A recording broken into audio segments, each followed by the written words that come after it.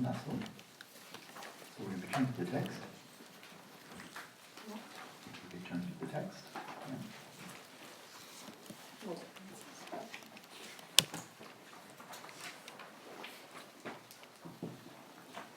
Yeah. My copy doesn't have pagination, so I presume yours doesn't either. But we're on a page that has the large heading, the cultivation of shamatha with characteristics. The last quotation that we read was holding in mind the object of the beautiful protector of the world, whose body is like the color of gold, is called the meditative Ekagora. So then we continue. So this is, now again, just a reminder, the shamatha with characteristics is equivalent to shamatha with a sign. A sign means a target, something that you're tending to outside of, or something that's not identical to awareness itself. As soon as you're attending to something, then it's with characteristics. So, question, Mary Kay, the space of the mind.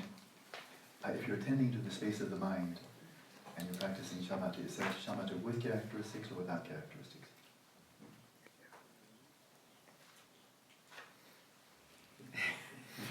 You're staring in the headlights.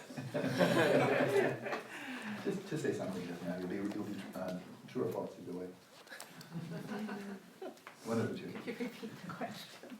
Yep, caught you off guard, didn't it? If your object of meditation is simply the space of the mind, that's what you're tending to, not whatever arises in it, just the space of the mind, and you're practicing shamatha in that manner, are you practicing shamatha with characteristics or without characteristics?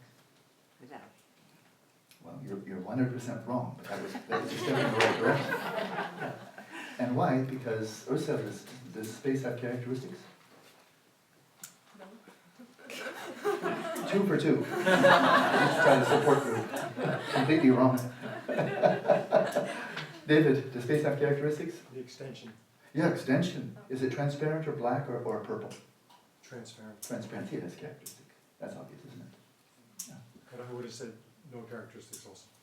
Yeah, but then when you say it's extension, then it is a characteristic, and you're attending to something. That's the simple point. There's a vector. Now I'm using my, here's just resting in awareness. Here's awareness with a vector. Hey, hey, hey, hey. Then it has a referent. It's attending to something and not just resting in its own nature. That's the nature of shamatha with characteristics. And even if that what you're attending to is very subtle, very abstract, very characteristic, and they're not characteristics of awareness. If you're focusing on the sheer cognizance and luminosity of your own awareness, those two are characteristics, but the characteristics of awareness itself, therefore it's shamatha without characteristics. Okay? Without sign. So we jump back in. But now we're going from coarse to subtle, and we need to contextualize this. We know this is a Mahamudra text. And so we know where this is going, right? This is like mundo, this is like a preliminary to the main event within shamatha, which you'll get to shortly. But right now, he's taking you through the shallow end of the pool. And so the meaning of this, that is focusing on this image of the Buddha, the classic image, like the one behind me, the meaning of this is stated in the Vajrapada. Vajrapada. Yeah. So the Vajra verses. Placing a statue, a stick, or a belt in front of you, embrace the consciousness that imagines it as a deity. Do your best to maintain your mind in that state. This is an interesting practice. I've not encountered it elsewhere. Maybe it's taught widely, but my knowledge is limited. But this is interesting. You have a prop. Right? It could be an actual statue, which might kind of look like Buddha Shakyamuni, but it's still a prop. Or it could be a stick.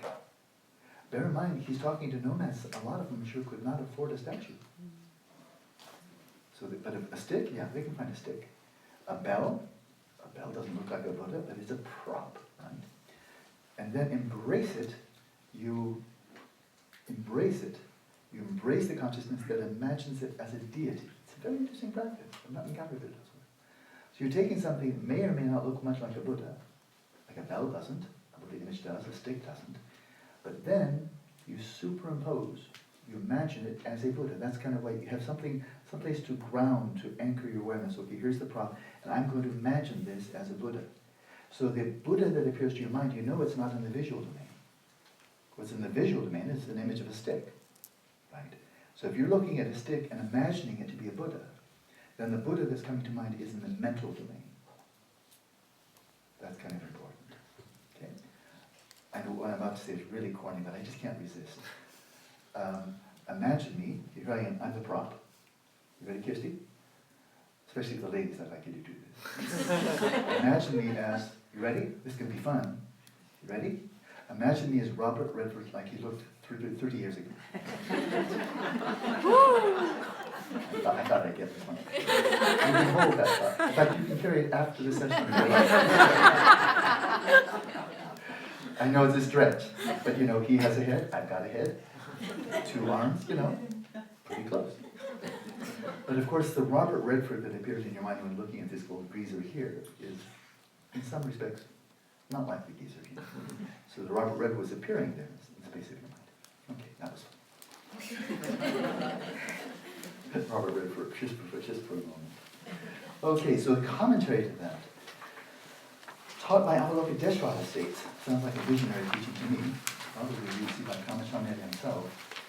So here's the commentary. Placing in front of you any golden statue at the stage, or a lotus, a stick or a bell, and so forth, there's your prop.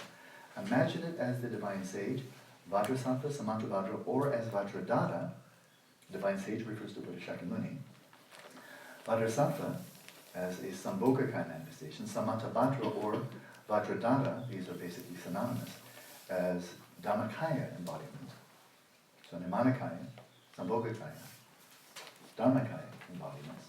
Embrace that consciousness, as just previously described, and then do your best to maintain your mind in that state. Okay, so holding an image with the prop. Here is the meaning. So that was a direct quote from these teachings, probably visionary teachings from Avalokiteshvara. And here's Kamachamya's, his commentary. Interesting. Here's the meaning. And when this is in parentheses, he put the parentheses. I don't do that. If I add anything, it's going to be in square brackets. It's a standard procedure for translators. But this is just parentheses. So here it is. Place in front of you or before a group of people, a statue. Like if you're a teacher, then lay this out. If you do not, so in front of you or before you, a statue.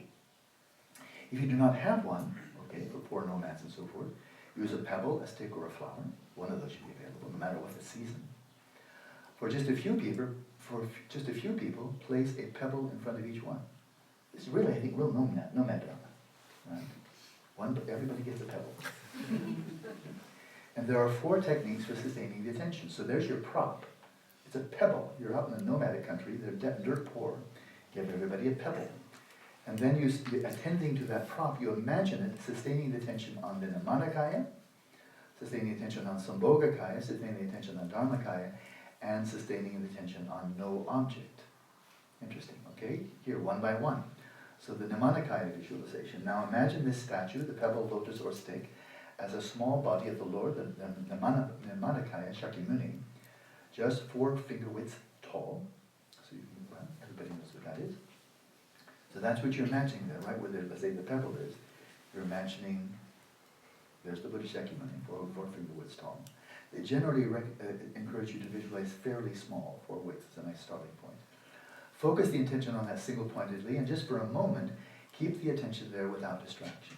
So when you're just starting, if you can keep it there just for a few seconds, that would be a step in the right direction. Okay, don't get too ambitious. Now, just for a moment, hold your attention on the coil of hair on Shakyamuni's forehead. Okay, you remember that? The hair that's right here, little coil.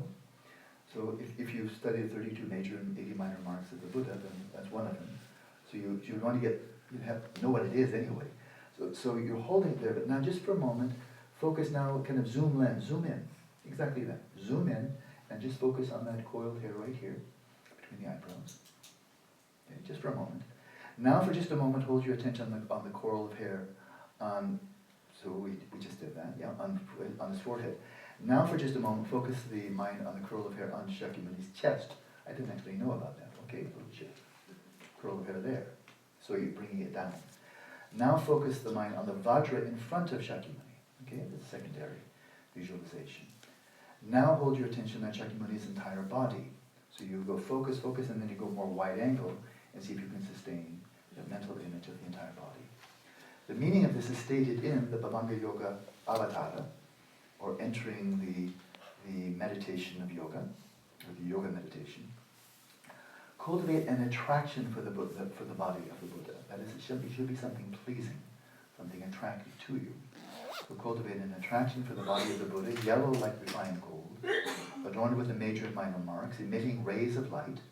So this is not static, it's not a photo. You imagine this three-dimensionally, and you imagine there be a bit of activity. Rays of light just emanating quietly out from the heart chakra, or from every pore of the skin if you wish.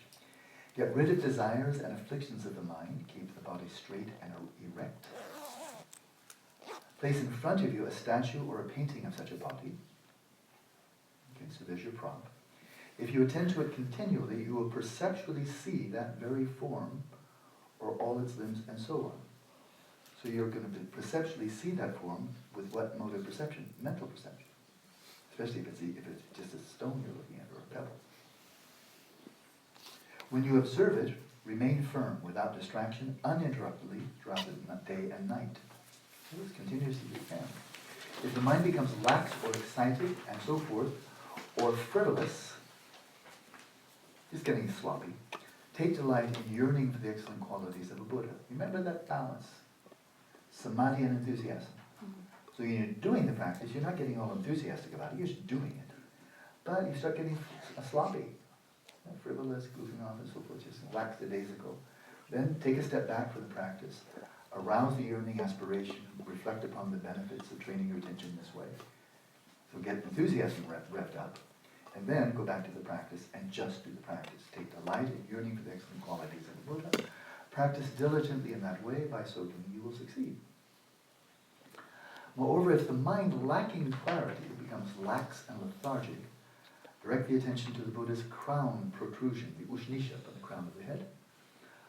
So in the point here you'll see immediately is if your mind starts to become lax or lethargic, then elevate the focus. Bearing in mind that the term for laxity in Tibetan is jingwa, and jingwa literally means to sink. To sink. So if it's starting to sink, get heavy, then elevate it by focusing on the upper part of the visualization. Right? If the mind cannot be made to settle down due to strong scattering, and I'm going to do minor edits of this right now, scattering and excitation, that's the term I always use. If the mind cannot be made to settle down due to strong scattering and excitation, direct the attention to the Buddha's navel, directing attention downwards, standard procedure. The soles of his feet, or the edge of his seat, downwards. If there's no laxity or excitation, direct the attention to the curl of hair on the Buddha's chest, so right in the middle, neither up nor down. That constitutes directing attention to the Nirmanakaya. So the Buddha was the Buddha Shakyamuni with his 32 major 80 minor marks, manifesting as Nirmanakaya. That's your focus. But then we go to the Sambhogakaya, a more rarefied, subtle manifestation of the Buddha that is perceptible only to Arya Bodhisattvas and other Buddhas. So we can't really imagine it, but we can approximate it. And Vajrasattva is a classic example of that. So then you may place in front of you, again, the prop is a pebble or a stick, or you may not. Do it with no prop, just visualize it. In either case, with or without a prop, imagine the Lord Vajrasattva, his body white in color, holding a vajra in his right hand, a bell in his left, 4 finger widths tall, adorned with jewels and seated in the Bodhisattva posture. So, I mean, the images of Vajrasattva are everywhere on the internet, I'm sure you've seen it, but you'll see that this is this more celestial, more divine manifestation, wearing the crown, more kind of royal accoutrements, garments, ornaments, and so on. Seated in the Bodhisattva posture, holding him in mind, do your best to embrace that mind, to hold that thought, hold that mind. So there's Sambhogakaya. And here he interjects the 9 stages leading up to what follows the 9 stages, and that's the full achievement of Shamatha. He does so in an extremely concise way with no explanation. So these are like bullet points, each of which really needs to be explained, because they're not self-explanatory. So now I shall give a lucid explanation, lucid but extremely concise, explanation of the meaning of the teachings on the 9 methods for placing the attention, which are taught by the Lord, by the Buddha, in the sutras.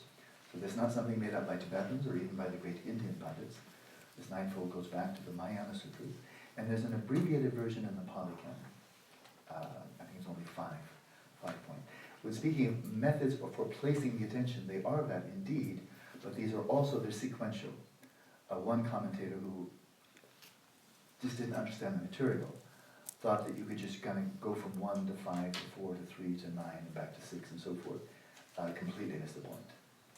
So don't need to belabor that point. These are sequential. This is a natural evolution. Panchen Rinpoche will get to this later. So the terminology is a little bit different than the standard ones that I've seen based on the Lama literature and other related literature. The first one, placement.